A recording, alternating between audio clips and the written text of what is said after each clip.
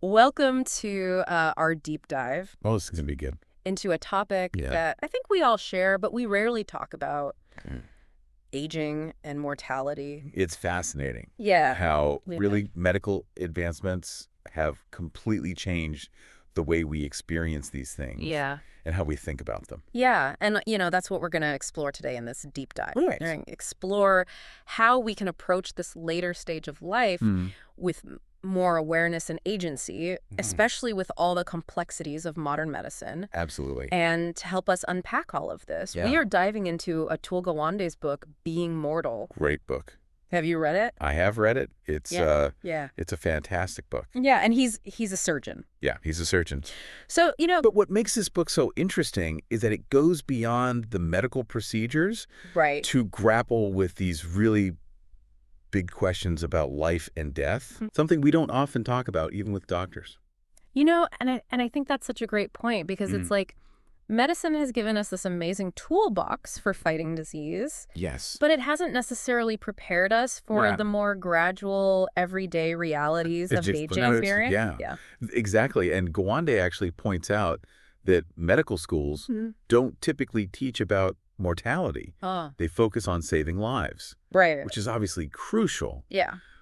but it leaves a gap when it comes to understanding the natural course of life, Mm-hmm. how aging and dying actually happen. And to illustrate this, he shares some really personal stories, like Yeah. the one about his grandmother, Gopika Bai Gawande, who died suddenly from malaria at Yeah. a young age. Very young. And it makes you realize that for most of human history, Mm.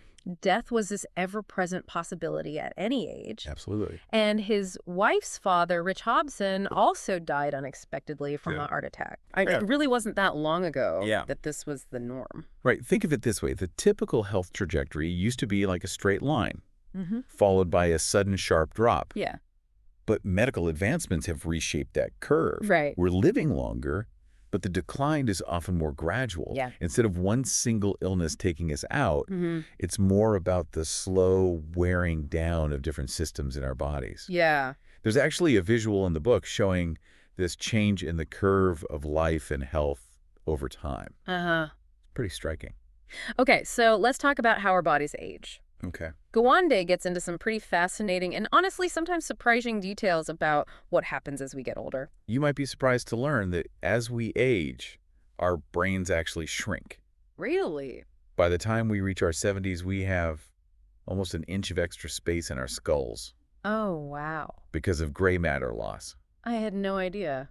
Yeah, it's one of the many ways our bodies change. Yeah. It's not just the brain, of course. Right. Our lung capacity decreases, our bones weaken, and our senses like sight and hearing start to dull. So it's like we're living longer than our bodies were originally designed for.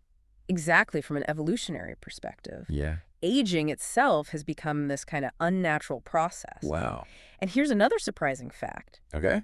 You might think longevity is mostly determined by genetics, I would think so, yeah. but it turns out that only about 3% of how long you'll live What? is determined by your parents' lifespan. Wow. That's way less than I would thought. Yeah, So it's not all about our genes. not at all. While genetics do play a role, your lifestyle and environment have a much bigger impact on your longevity. Oh. It's more likely that we fail the way all complex systems fail, Okay. randomly and gradually. Yeah. We have backup systems, extra organs, DNA repair mechanisms, but eventually the wear and tear starts to overwhelm those redundancies.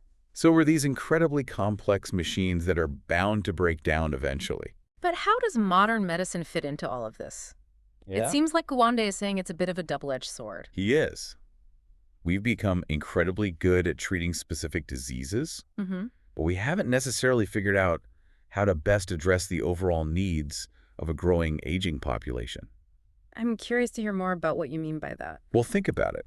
The demand for specialized geriatric care is rising, Yeah. but the number of geriatricians is actually declining. Oh, wow. There's real disconnect there. Yeah. And it highlights this challenge we face Mm.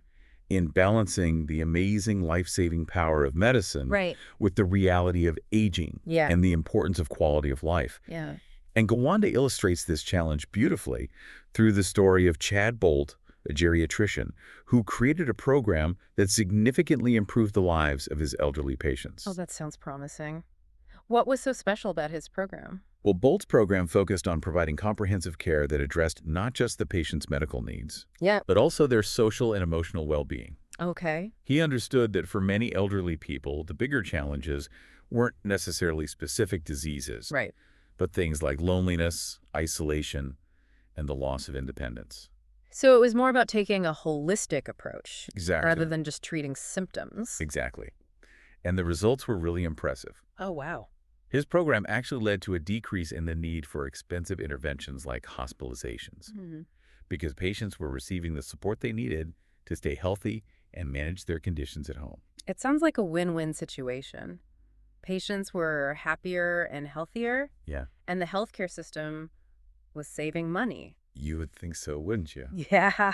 But there's a frustrating twist to this story. Oh, no. Despite its success, Bolt's program was shut down Wait, why, if it was working so well? because it couldn't cover its costs under the current healthcare system. Oh. The system is set up to reimburse for procedures and treatments, Mm-hmm. not for the kind of preventative, holistic care that Bolt was providing. That's heartbreaking. It seems to highlight this bigger question of whether our healthcare system is truly equipped to deal with the realities of an aging population. It does. And it brings us to another important theme that Gawande explores in the book, Okay. the struggle for autonomy in old age. Mm-hmm. He shares the story of his wife's grandmother, Alice Hobson, Okay. who was fiercely independent, but started experiencing a series of falls and health issues that Oh. made it difficult for her to live alone. Yeah, I can imagine that was a difficult transition for her. Alice's story illustrates this inherent tension between safety and autonomy. Mm-hmm. Her family, of course, wanted to keep her safe, Right. but the measures they took, like moving her into an assisted living facility, Yeah. often felt restrictive to Alice. Yeah.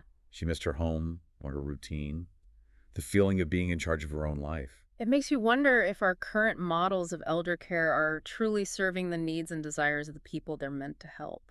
That's exactly the question Gawande raises. Yeah. He delves into the history of care facilities, Mm-hmm. from the dreaded poorhouses of the past to the modern concept of assisted living. Right. And while assisted living was initially conceived as a more humane and person-centered alternative to nursing homes, Yeah. it's often fallen short of its promise. How so? Well, one of the key figures Gawande highlights is Karen Brown Wilson, Okay. who was a pioneer of the assisted living movement. Mm-hmm. Her vision was to create a place where elderly people could maintain their independence and control over their lives, Okay. even with advancing disabilities. That sounds like a radical idea, especially given the traditional models of care at the time. Wilson's early experiments were incredibly successful. Oh, wow. She created these communities with private apartments Okay. where residents had the freedom to lock their own doors, have pets, Mm-hmm. and make their own choices about things like food and visitors. Yeah. These are things that were unheard of in traditional care facilities. I bet the residents loved it. They did. They reported much higher levels of satisfaction, Yeah. and they actually showed improvements in their physical and cognitive functioning. Huh. But over time, the assisted living model started to drift away from Wilson's original vision. Oh. Concerns about safety and lawsuits Okay. led to more regulations and restrictions, and the focus shifted from autonomy to risk management. So it's like this innovative approach got bogged down by bureaucracy and fear. It is. Yeah. And Gawande points out that a lot of this fear comes from the children of the elderly, not the elderly themselves. Oh, that's interesting. It's often the children who are driving the decisions about care, and their focus is often on safety, above all else, Mhm. even if it means sacrificing some of their parents' independence and freedom. It makes you wonder what the elderly themselves truly want. What are their priorities as they get older? That's a great question. Mm. And to explore this, Gawande brings in some fascinating psychological research about how our perspectives and priorities shift as we age. Okay. He introduces this concept called socio-emotional selectivity theory. What's that all about? Think of it this way. As we get older, our sense of time becomes more precious. Okay. We realize that we have a finite amount of time left. Hmm. So naturally, we start focusing less on achieving and acquiring Yeah. and more on savoring everyday moments and relationships. You're right. We become more present-focused and less future-oriented. That makes a lot of sense. I've definitely noticed that as I've gotten older, I'm less interested in chasing after things Yeah. and more interested in spending quality time with the people I love. Yeah. It's almost like you develop a deeper appreciation for the simple things in life. Exactly. And what's interesting is that this shift in perspective might not be solely about age. Gawande shares an incredible anecdote about Laura Carstensen, Okay. a psychologist who had a near-death experience in her 20s. Oh, wow. After that experience, her priorities completely changed. Huh. It was no longer about career goals or finding the perfect partner. It was about connecting with the people she loved and living each day to the fullest. Wow, that's really powerful. It suggests that it might not be age itself, but our awareness of our own mortality that triggers this shift in perspective. That's the theory. Yeah. And if it's true, Yeah. it raises some important questions about how we live our lives. Right. Are we waiting until we're old to start prioritizing what truly matters? Yeah. Or can we cultivate that sense of perspective earlier on? That's something for all of us to think about. But it also makes me wonder about how we find meaning and purpose in the later stages of life, Right. even in the face of declining health and increasing dependence. Does Gawande address that in the book? He does. And he does it by introducing us to another visionary figure, Okay. Bill Thomas, Okay.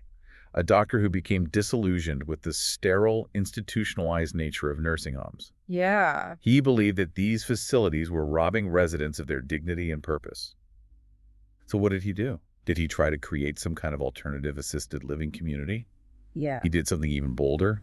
He convinced a nursing home to let him completely shake things up. He brought in, wait for it, 100 parakeets. 100 parakeets. That's a lot of birds. It's not all. Huh? He also brought in 4 dogs, 2 cats, a bunch of rabbits, and even a flock of laying hens. Oh my goodness. This guy was going all out. Yeah. But what was he trying to achieve with all of this? His approach, which he called the Eden Alternative, was about more than just creating a lively atmosphere. Okay. He wanted to reintroduce life into the nursing home. Mm-hmm. He believed that by creating opportunities for residents to connect with nature, Okay. with animals, Yeah. and with children, Right. he could restore their sense of purpose and belonging. It sounds like a really beautiful idea. Did it actually work? The results were remarkable. Residents needed less medication. Oh, wow. They were less depressed, Huh. and their mortality rate actually decreased. That's incredible. So it wasn't just about being comfortable and safe. It was about having something to care for, something to look forward to, Yeah. something that made them feel like they were part of something bigger than themselves. Exactly. Yeah. And Gawande connects this back to the idea of transcendence, Mm-hmm. which is this very human need to feel connected to something larger than ourselves. Right. He argues that this sense of purpose and connection is essential for a meaningful life, Yeah. especially as we face our own mortality. It makes a lot of sense. It's like those experiences helped the residents tap into a deeper sense of meaning, even in the midst of their physical limitations. Yeah. It reminds me of something we talked about earlier about how our priorities shift as we age. All right. And we become more focused on relationships and finding joy in everyday moments. It's all connected, isn't it? Yeah. And this leads us to another important theme in the book, Okay. the importance of having difficult conversations about end-of-life care. Oh, yeah. That's a topic a lot of people avoid, Right. but it's so crucial. What does Gawande have to say about it? He stresses the need for honesty and openness.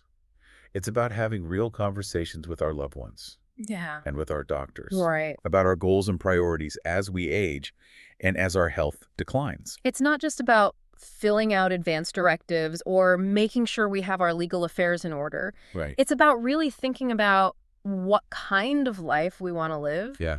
even as our options become more limited. He brings up the story of Sarah Monopoly, Okay. a young mother who was diagnosed with terminal lung cancer Oh, wow. because there wasn't clear communication about her prognosis and her wishes. Right. She ended up undergoing multiple rounds of aggressive treatment. Mm-hmm. That ultimately didn't change the course of her disease Right. and may have even caused her more suffering. That's so sad. It's understandable to want to fight for every chance, Of course. but sometimes that fight can come at the expense of quality of life. Exactly. Yeah. And Gawande suggests that there's another way, Okay. a path that focuses on quality of life even in the face of death. Mm-hmm. And that's where palliative care comes in. I've heard about palliative care, Yeah. but I'm not entirely sure what it entails. Palliative care specialists are trained to help patients navigate difficult choices Okay. and focus on what matters most to them. Yeah. They prioritize relieving suffering and improving quality of life, regardless of the prognosis. Okay. And studies have shown that patients who involve palliative care early on Mm-hmm. often have better outcomes experience less pain Right. and feel more in control of their lives. It sounds like a really valuable resource. It's almost like shifting the focus from fighting death to embracing life, Hmm. whatever that might look like in the time we have left. You know, it's interesting that Gawande also gets really personal in this section of the book, Yeah. sharing the story of his own father, Right. who was a surgeon and diagnosed with a debilitating spinal tumor. His father's story is so powerful because it shows how even a doctor, someone who spent their whole life dealing with illness and death, Mm-hmm. can struggle with these decisions for themselves. He was torn between his desire for treatment Yeah. and his fear of losing his independence, his ability to work his sense of self. It's a good reminder that these aren't just medical decisions. Right. They're deeply personal choices that touch on our core values and identities. And this is why finding a doctor who listens, who understands those values and is willing to have those tough conversations is so important. Right. In the case of Gwande's father, he was fortunate to find a doctor who helped him weigh the risks and benefits of treatment Yeah. and ultimately make choices that allowed him to live the rest of his life on his own terms. That's wonderful to hear. It seems like there's so much we can learn from his experience. It brings up a thought-provoking question that Gawande explores in the book. Okay. How can we shape a better ending for ourselves and our loved ones? He introduces this fascinating psychological principle called the peak end rule. Okay. It suggests that our memories of an experience are heavily influenced by the most intense moment and the final moment. So even if an experience is mostly unpleasant, a peaceful and pain-free ending can make a big difference in how we remember it. Exactly. It's like the ending of a movie or a book. A strong ending can leave you with a completely different feeling, even if the rest of the story was challenging. So it's not just about how long we live, but how we live those final moments. Right. And that connects back to this idea of agency. We might not have control over when or how we die, Right. but we do have a say in how we approach those final chapters. It's a really empowering message, isn't it? It's not about denying death, but about embracing life in all its messy, beautiful, heartbreaking complexity. I think that's the essence of being mortal. It's about recognizing that aging and dying are inevitable parts of life. Yeah. But we have more agency than we often realize. We can choose how we live, how we care for ourselves and each other, and how we face our own mortality. It's a lot to think about, but it's also incredibly hopeful. What legacy do you want to leave behind? How can you start shaping that story today? These are questions we can all ask ourselves no matter what stage of life we're in. Thanks for joining us for this deep dive. We hope it's giving you some new insights and some things to ponder as you continue your own journey.